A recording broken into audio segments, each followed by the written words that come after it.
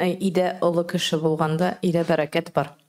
Һәм олы кеше белән бергә бер төбе астында яшәгәндә шушы әйбер сакланса, безнең бу талаклар саны, разводлар саны күпкә кимрәк булыр иде. Чөнки олы кеше янында артыгын дәшмисең, артыгын сөйләшмисең, үз-үзеңне кулда тотасың. Хәзер аны балаларда күрә, киләчәк буыннарда күрә, шуңа күрә әгәр без гаиләләребезне сакларга теләсәк, киләчәктә менә бу теге институт семьи дигән әйбернең булуын теләсәк, минемдә менә шундый фикердә үземдә олы булым белән бергә тору яхшырак булыр иде. Чөнки